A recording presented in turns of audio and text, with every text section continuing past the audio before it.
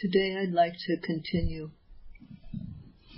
with some topics that were spoken about yesterday and the day before. Yesterday I started to talk about what the yogi comes to know, how the yogi comes to know the natural characteristics of phenomena, things like hardness, softness, and so on, the characteristics of the four great elements. Each type of mind and matter has its own individual characteristic, and these things are really there. These are true, what we call ultimate reality.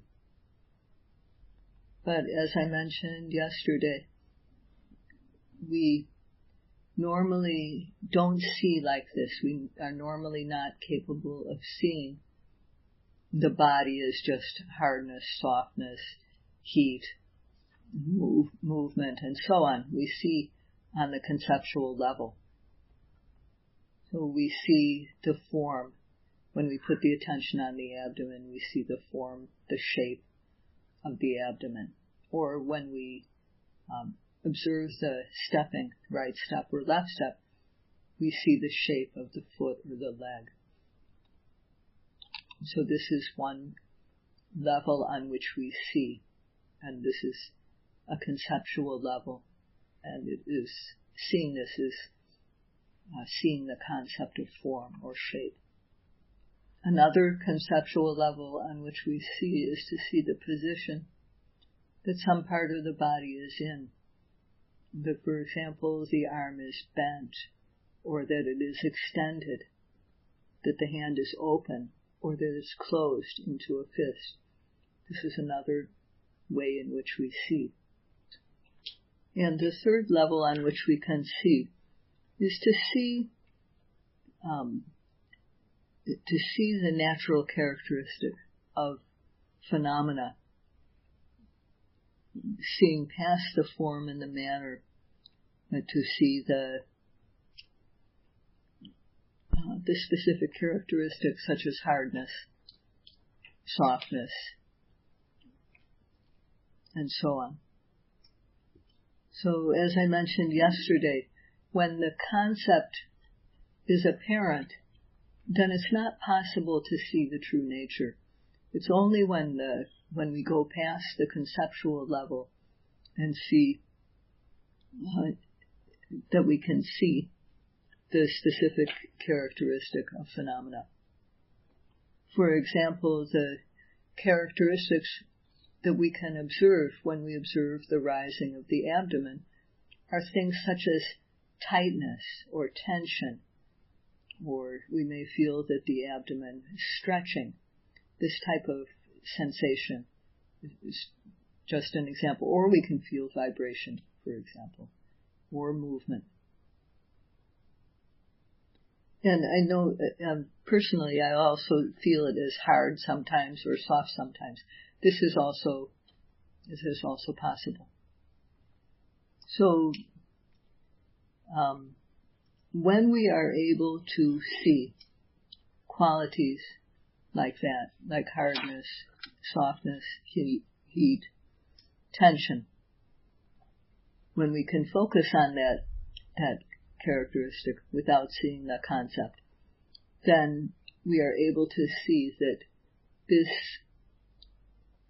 phenomena begins, it has a duration, and it passes away. So we see what is called the compound characteristic of phenomena. The first is the unique characteristic or individual characteristic.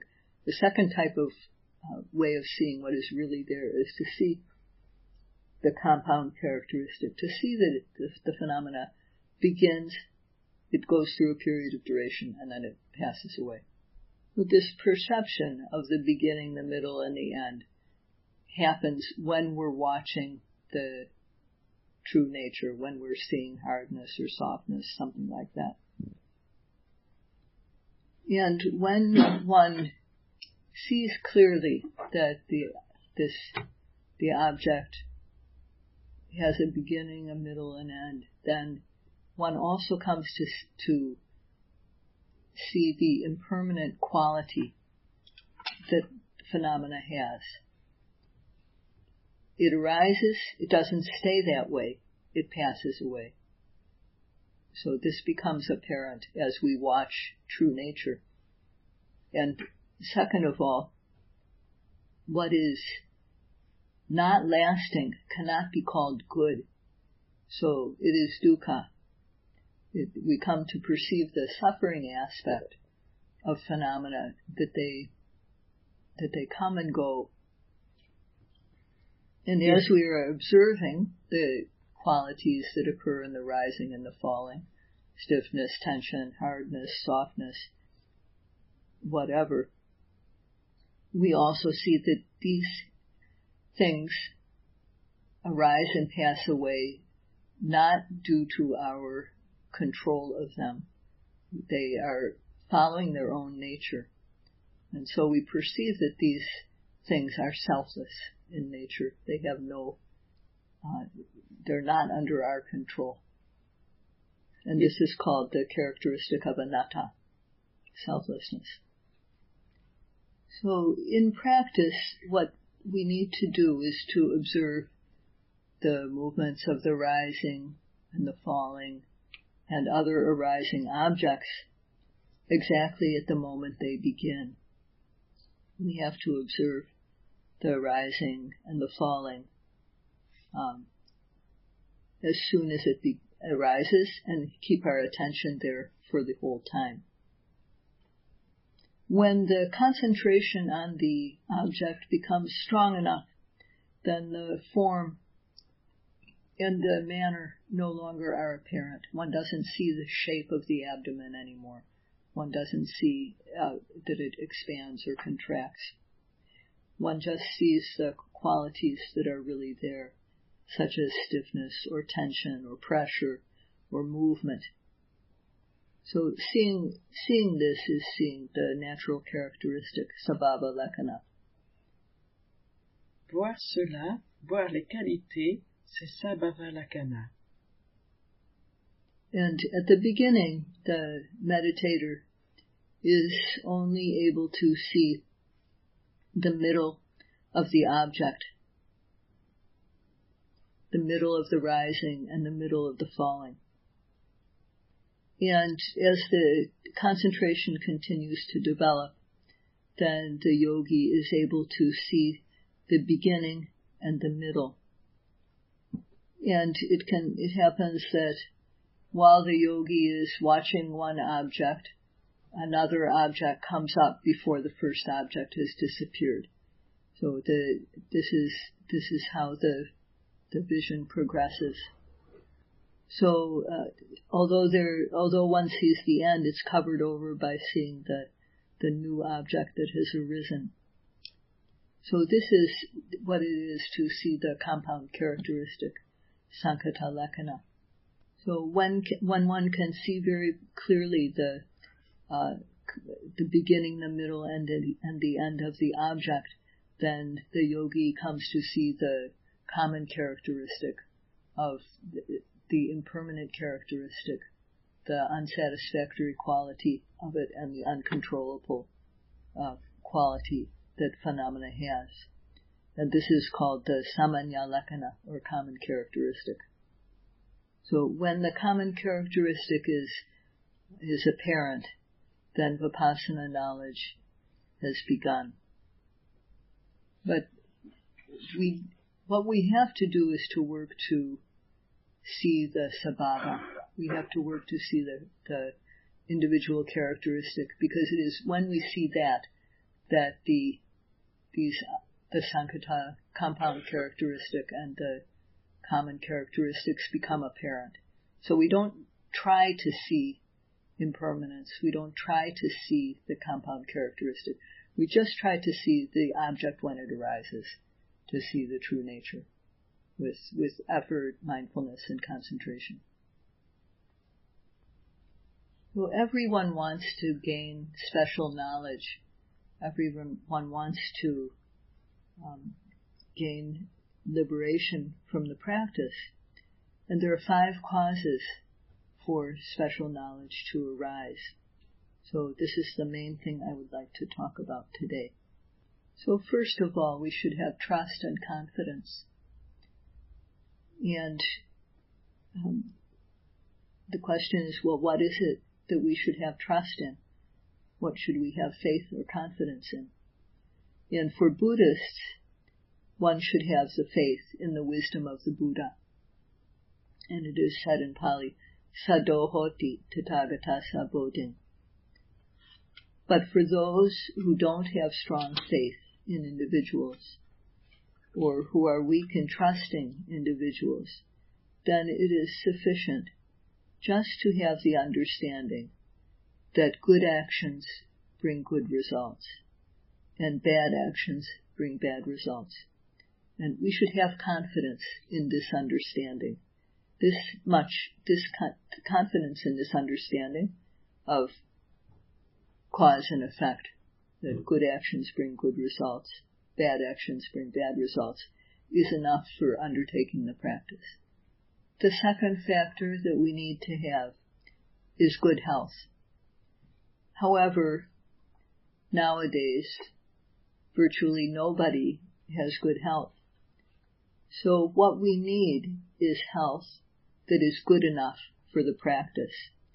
And health that is good enough for the practice means that we should be able to digest what we eat and drink, and we should be able to sleep. The third quality is called in Pali ujuka, and that means to be upright and honest and frank. And this quality is very virtually non-existent in the world these days. People pretend.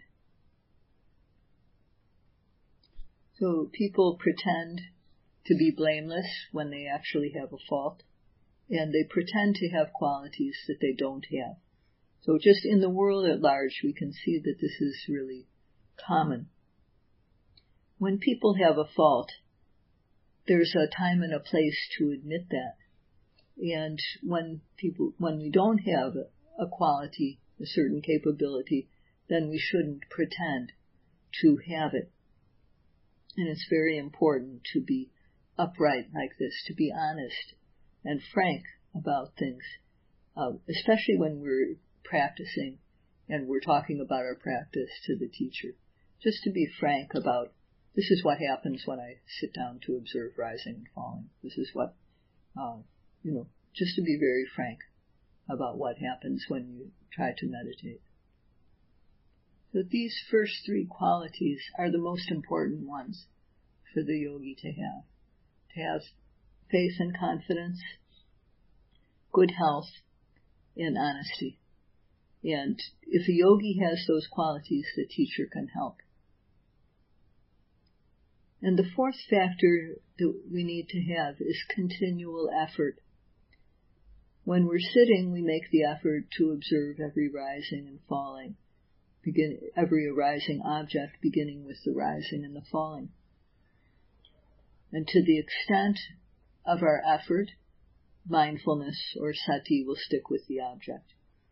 When sati sticks with the object, samadhi or concentration will follow, and the mind won't run anywhere else. So this is what we need to do each time the object arises. And then in walking, we have to observe every step, every left step, right step, every lifting, every placing, every lifting, moving and placing, making effort each time we move the foot to observe that object. And with all the other actions that we do, we have to try to catch them. We have to try to be aware of them every time we make an action. And if we can do this, even though at first we may miss a lot, if we can do this in a very short time, we can progress. This effort is very important. So except for the time that we are fast asleep, we should always be paying attention to what we are doing. whether it is walking or standing, sitting, or lying down. So that means while we are walking or standing or sitting or lying down, we should pay attention to the posture of the body. And these are the 4 main postures. And then there are also small actions that we make while we are sitting, while we are lying, while we are walking, while we are standing. Things like bending or stretching the arm or the leg, leaning, turning the head, blinking, opening and closing the eyes. We try to observe all of these also, these small actions. We have to try to be aware of all of them without missing. Of course, we can't. We can't avoid missing them. But we have to try like that, because when we try like that, we can start to catch more and more. So there are these 3 parts to our day: the sitting meditation, the walking meditation, and then all the other activities that we do. So with regard to effort, we've all made the effort to come here to meditate, having some understanding of the virtues of the practice and wanting to gain the benefits, to make the mind pure and to develop knowledge. So this is one aspect of making the initial effort. The first thing that we do in sitting is we try to observe every arising object, beginning with the rising and the falling. So this is making initial effort. So this is the first level of effort that we make.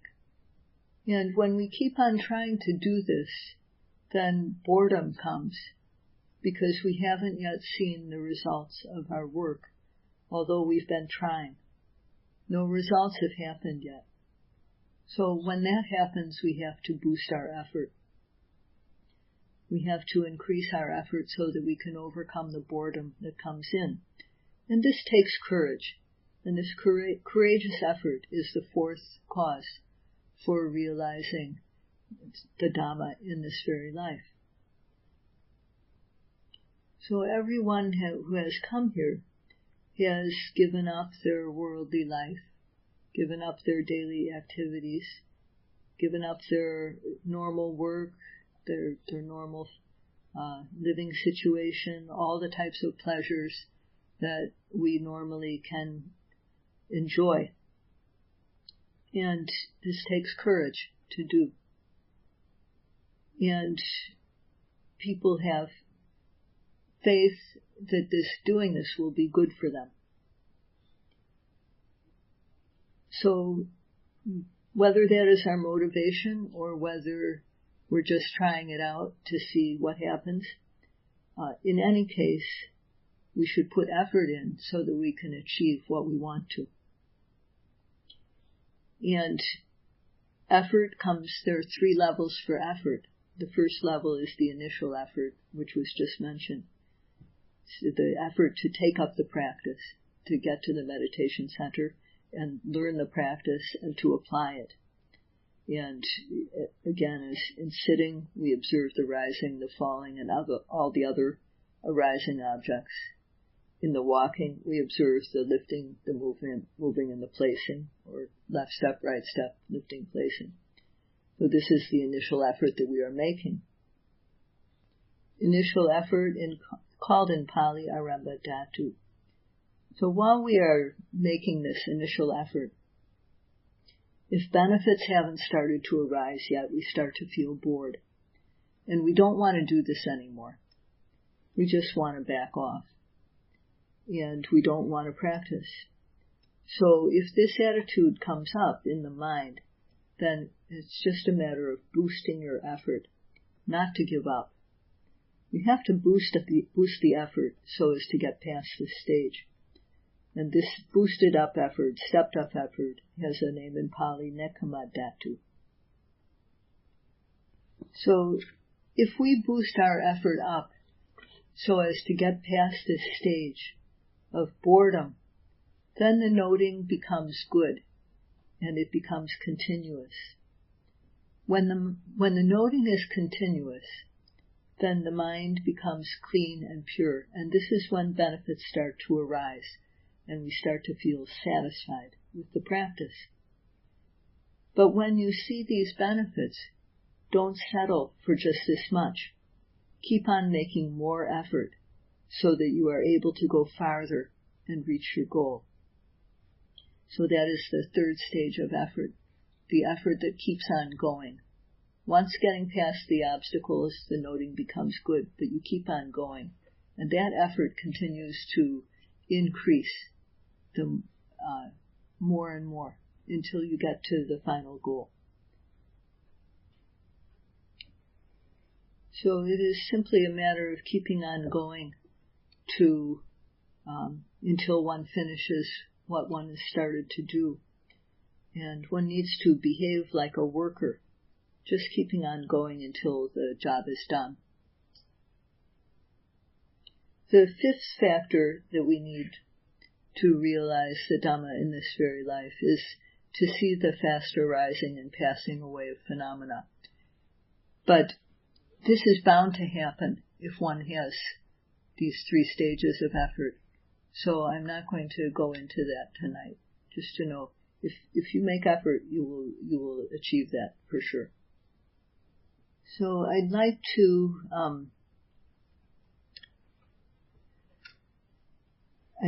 give an inspiring story, I hope. In the beginning of the Mahasatipatthana Sutta, the Buddha spoke about the benefits that can be obtained from the practice. And he said that this is the sure way for overcoming, for purification of the mind, for overcoming sorrow and lamentation, for the ending of suffering, physical suffering and mental distress, for the realization of path and fruition, and for realizing Nibbana. So these benefits we can gain, and yogis who are practicing know the purity of mind that arises when the mind is stabilized on the object. They know this for themselves. So first I will talk about, to go back to what I mentioned a few days ago, that we have to overcome the obstacles to concentration in order to concentrate the mind. And the obstacles to concentration, first of all, you all remember, first one, sense desire. And that is like having a debt. So you can imagine, when we're no longer in debt, how do we feel? We feel good, right? We paid off the loan, and we paid off all the interest, and we even have some money left over to support ourselves. So we feel good. And this is how the yogi feels when they don't have any lust in their mind anymore. The yogis feel like this. The second obstacle to concentration is anger. And this is compared to a disease. When we have a disease, we don't want to eat anything, we don't like anything, our body has no energy. But when we're no longer sick, how do we feel? We can enjoy life again. We can eat food happily.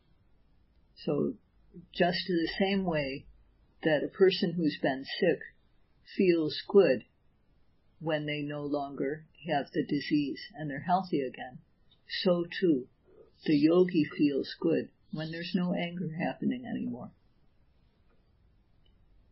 The third obstacle to concentration is sloth and torpor, compared to being in jail. When you're in jail, you can't enjoy what's going on outside because you're locked up. And the same is true when the mind is dull and sleepy. But when the mind is fresh, you can imagine when you get out of jail. Getting out of jail, you feel good. You're not locked up anymore. And the same way, when the yogi no longer has sleepiness, the mind is fresh. One's no longer subjected to this heavy feeling. So one feels quite good when one sees this is no longer happening. The fourth of the obstacles to concentration is restlessness and remorse, compared to being enslaved. So how do we feel when we no longer are in slavery?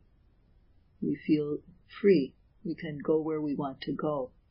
And when the mind no longer has restlessness and remorse, we also feel very good to see we don't have this anymore. The fifth of the obstacles to concentration is skeptical doubt, compared to being on a long desert journey carrying valuable goods through a place where there are many dangers. When we finish that journey and we're no longer on the treacherous journey, we feel very good. And same way, when we don't have any skeptical doubt, any wavering, is it this or is it that? Should I do this or should I do that?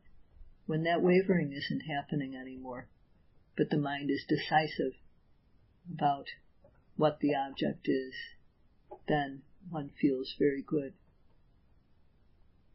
So seeing that the 5 hindrances have been dispelled, then satisfaction or gladness arises.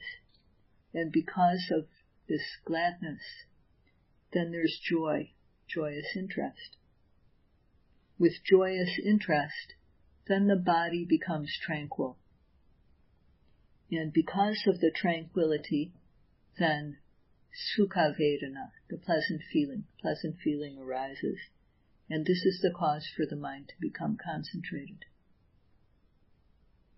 So I hope that all of you will be able to persist in the practice, overcome the obstacles, overcome boredom when it arises, and continue to develop concentration, knowledge, and liberation. That's all for today.